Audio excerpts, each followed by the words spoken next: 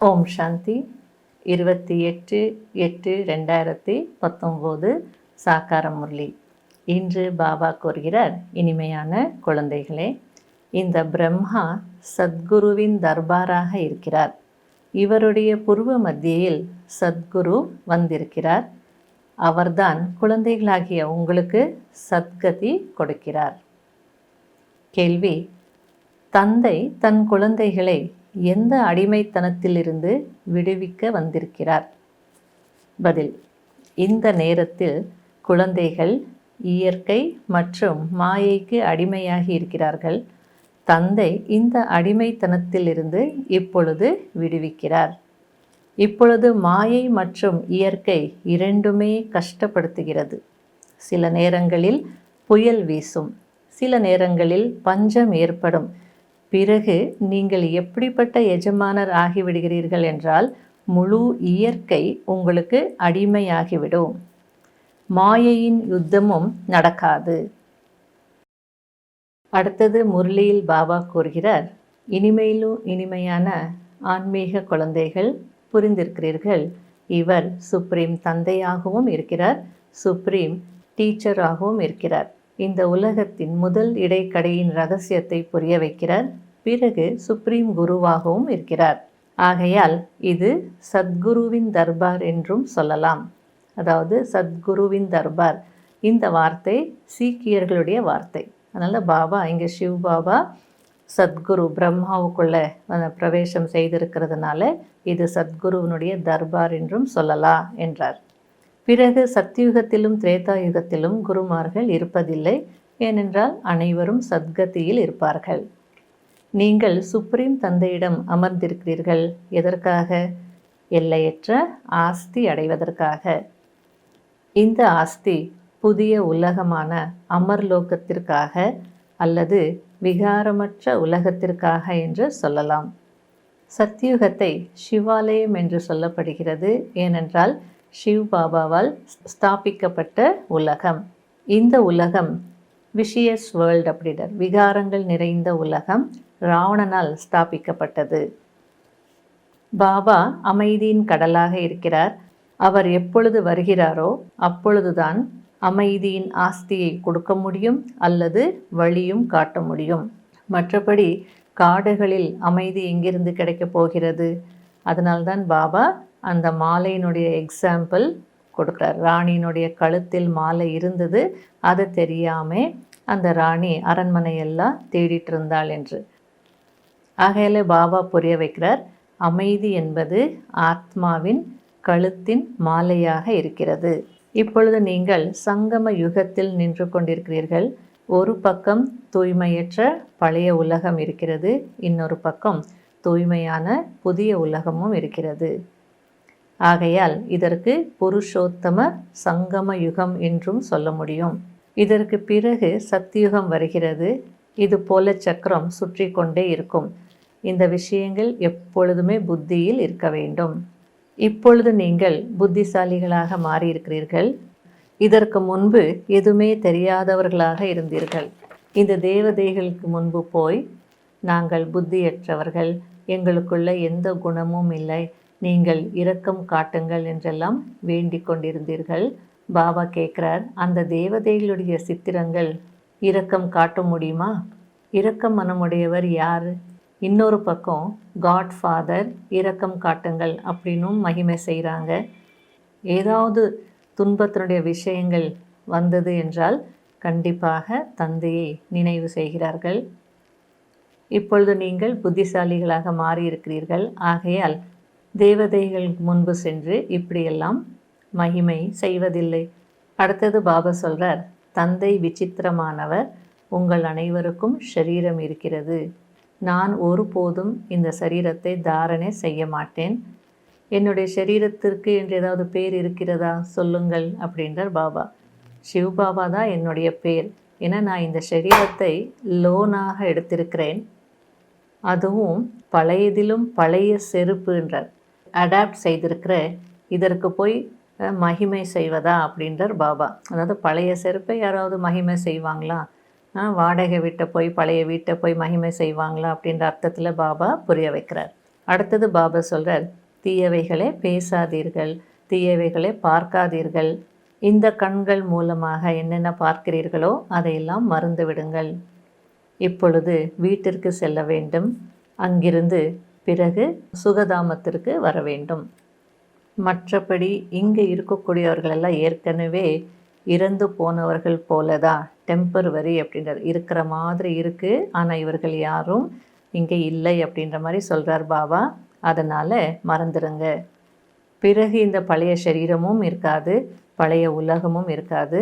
அந்த மாதிரி புதிய உலகத்திற்கு செல்வதற்காக தான் இப்பொழுது முயற்சி செய்து கொண்டிருக்கிறீர்கள். இந்த உலகத்தினுடைய ஹிஸ்ட்ரி, ஜியாகிரஃபி ரிப்பீட் ஆகிறது. அப்பொழுது நீங்கள் உங்களுடைய ராஜ்ய பாக்கியத்தை அடைந்து கொண்டிருக்கிறீர்கள். ஒவ்வொரு கல்பமும் பாபா ராஜ்ய பாக்கியத்தை கொடுக்க தான் வருகிறார். ஆனால் அனைவரும் ஒரே மாதிரியான பதவி அடைய முடியாது. இது ஸ்பிரிச்சுவல் யூனிவர்சிட்டியாக இருக்கிறது. ஸ்பிரிச்சுவல் ஃபாதர், ஆன்மீக தந்தை நமக்கு படிப்பித்து கொண்டிருக்கிறார். புதிய உலகத்தில் உயர்ந்த பதவி அடைவதற்கு ஆதாரம் படிப்பு தான். படிப்பு என்று சொல்லும்போது இது வெறும் முரளியை மட்டும் பாபா சொல்லலை, இது ஒரு கோர்ஸ். அந்த படிப்பில் ஞானம், யோகம், தாரணை, சேவை அனைத்து விஷயங்கள் வந்துடும். இந்த விஷயங்களை பற்றி உலகத்தில் யாருக்கும் தெரியாது. ஆகையால் கீதையில் எழுதப்பட்டிருக்கிறது, பகவான் உவாச், அதாவது பகவான் வாக்கு, குழந்தைகளே, நான் உங்களை ராஜாக்களுக்கும் ராஜாவாக ஆக்குகிறேன். இப்படியெல்லாம் படிப்பிப்பதற்கு வேறு யாருக்கும் சக்தி கிடையாது. நான் எவ்வளோ நல்ல விதத்தில் புரிய வைக்கிறேன் என்றார் பாபா. பிறகு படித்து கொண்டிருக்கும் போதே மாயா தன்னுடையவர்களாக ஆக்கிவிடுகிறது. இருந்தாலும் அழியாத ஞானத்திற்கு அழிவு ஏற்படாது. வருவாங்க, பிற்காலத்தில் வருவாங்க. எங்கே போவாங்க? இருக்கிறதே ஒரே கடை தானே அப்படின்றார் பாபா. அடுத்தது, சுடுகாட்டில் மனிதர்களுக்கு பொதுவாக வைராக்கியம் வரும்.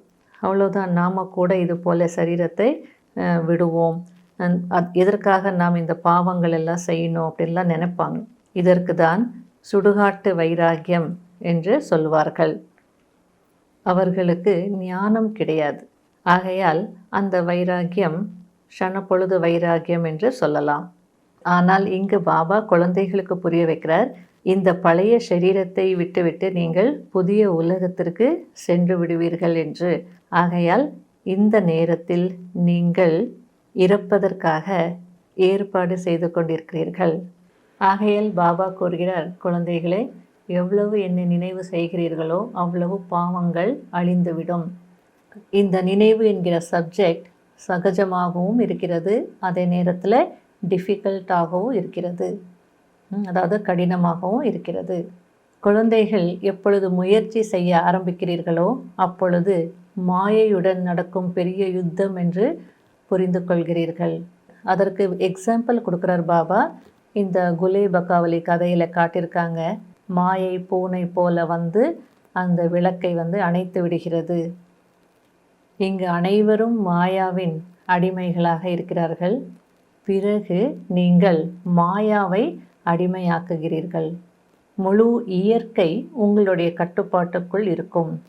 எந்த புயலும் இருக்காது, எந்த பஞ்சமும் வராது. அங்கு மாயாவின் யுத்தமும் நடக்காது. ஆனால் நீங்கள் சொல்கிறீர்கள், பாபா, மாயை மிகவும் தொல்லை கொடுக்கிறது என்று. அதற்கு பாபா சொல்கிறார், ஆமாம், கொடுக்கத்தான் செய்யும். ஏனென்றால் இது யுத்த மைதானம் அல்லவா? மாயாவை அடிமையாக்குவதற்காக நீங்கள் முயற்சி செய்கிறீர்கள். ஆனால் மாயாவோ உங்களை பிழிந்தெடுக்கிறது. எவ்வளவு தொல்லை கொடுக்கிறது, தோற்கடிக்கிறது. சிலரை ஒரே அடியாக சாப்பிட்டு விடுகிறது, விழுங்கி விடுகிறது. அப்பொழுது கொஞ்சம் கூட பாபாவை நினைக்க முடியறதில்லை. அடுத்தது பாபா குழவினுடைய எக்ஸாம்பிள் கொடுக்குறார். அந்த புழுக்களை எல்லாம் கொண்டு அந்த குழவி தனக்கு சமமாக குழவி ஆக்குகிறது. அதே போல் நீங்களும் விகாரத்தில் இருக்கக்கூடிய மனிதர்களுக்கு ஞானம் கொடுக்கிறீர்கள். சிலர் நன்றாக படிக்கவும் செய்கிறார்கள், ஞானத்தின் சிறகுகள் கூட வந்துடும். ஆனால் ஒரு சிலரை மாயா பிடிச்சிடுறது. அப்பொழுது அவர்கள் பக்குவமற்றவர்களாகவே இருந்துடுவார்கள். அடுத்தது பாபா சொல்கிறார், பக்தியின் மூலம் யாருக்கும் சத்கதி ஏற்படாது. சத்கதி என்றால் வீட்டிற்கு திரும்புவது. ஆனால் யாரும் வீட்டிற்கு திரும்பவில்லை. பாபா சொல்கிறார், நான் வீட்டில்தான் இருக்கிறேன், என்னை யாரும் இங்கே வந்து சந்திக்கவே இல்லை. வீட்டிற்கு செல்ல வேண்டும் என்றால் படிப்பிக்கக்கூடியவர் வேண்டும், அழைத்து செல்லக்கூடியவரும் வேண்டும் தானே அப்படின்றார் பாபா. நீங்கள் அடிக்கடி நான் ஆத்மா என்பதையே மறந்து விடுகிறீர்கள். எவ்வளவு நன்றாக படிக்கிறீர்களோ அவ்வளவு சக்தியுகத்தில் உயர்ந்த பதவி அடைவீர்கள். ஆகையால் படிக்க வேண்டும் தானே. பொதுவாக டீச்சரின் குழந்தைகள் மிகவும் புத்திசாலிகளாக இருப்பார்கள். ஆனால் இங்கே வீட்டு கங்கைக்கு மதிப்பு இல்லை என்று பாபா கூறுகிறார். அதாவது தந்தை டீச்சராகி வீட்டிலையே படிப்பு சொல்லி கொடுத்துட்ருக்கிறார். அதனால நம்ம பழமொழி சொல்லணும் அப்படின்னா, உள்ளூர் மாடு விலை போகாது அப்படின்னு சொல்லுவாங்க இல்லையா? அதுபோல் தந்தையே டீச்சராக வீட்டில் இருந்து சொல்லி கொடுத்துட்ருக்கிறார். அதனால் அந்த மதிப்பு நமக்கு இருக்கிறதில்ல. மற்றபடி பாபா இந்த ரதத்தில் பிரவேசம் செய்திருக்கிறார். ரதம் என்றும் சொல்லலாம், அல்லது தர்பார் என்றும் சொல்லலாம். குழந்தைகளாகிய நீங்கள் ஸ்ரீமத் படி சொர்க்கத்தினுடைய கேட்டு தெரிந்து கொண்டிருக்கிறீர்கள். கடைப்பிடிக்க வேண்டிய முக்கியமான சாராம்சம். முதல் பாயிண்ட், தந்தை என்ன சொல்கிறாரோ அதை மட்டுமே கேட்க வேண்டும். மேலும் எது சரி என்று தீர்மானிக்க வேண்டும். சரியானதை தான் நினைவு செய்ய வேண்டும். சரியில்லாத விஷயங்களை கேட்கக்கூடாது, பேசக்கூடாது, பார்க்கவும் கூடாது. ரெண்டாவது பாயிண்ட், படிப்பை நன்றாக படித்து தன்னை ராஜாக்களுக்கெல்லாம் ராஜாவாக ஆக்க வேண்டும். இந்த பழைய சரீரம் மற்றும் பழைய உலகத்தில் தன்னை தற்காலிகமானவர் என்று புரிந்து கொள்ள வேண்டும். டெம்பரவரி என்று உணர வேண்டும். வரதானம், ஞான அமிர்தத்திற்காக தாகத்தில் இருக்கும் ஆத்மாக்களின் தாகத்தை தணித்து திருப்திப்படுத்தக்கூடிய மகான் புண்ணியாத்மா ஆகுங்கள். தாகத்தில் இருக்கக்கூடியவருடைய தாகத்தை தணித்தால் அது மகான் புண்ணியமாகும். எப்படி தண்ணீர் கிடைக்கவில்லை என்றால் தாகத்தில் தவிப்பார்களோ அதுபோல ஞானாமிர்தம் கிடைக்காததுனால ஆத்மாக்கள் துக்கத்திலும் அசாந்திலும் தவித்து கொண்டிருக்கிறார்கள். ஆகையால் அவர்களுக்கு ஞானாமிர்தத்தை கொடுத்து தாகத்தை தணிக்கக்கூடியவர்கள் ஆகுங்கள் அப்படின்றார் பாபா. எப்படி உணவு சாப்பிடுவதற்கு நேரத்தை ஒதுக்கிறீர்களோ, ஏனென்றால் அது அவசியம், அதே போல புண்ணிய காரியங்கள் செய்வதற்கும் அவசியம் நேரத்தை ஒதுக்க வேண்டும். அதாவது வாய்ப்புகளை பயன்படுத்தி கொள்ள வேண்டும். வாய்ப்பு கிடைக்கும் போதெல்லாம் புண்ணிய காரியங்கள் செய்ய வேண்டும் அப்படின்றார். அப்பொழுதுதான் மகான் புண்ணிய ஆத்மா என்று சொல்லுவார்கள்.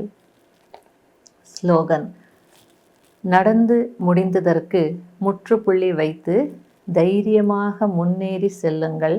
அப்போது பாபாவின் உதவி கிடைத்து கொண்டே இருக்கும். ஓம் சாந்தி.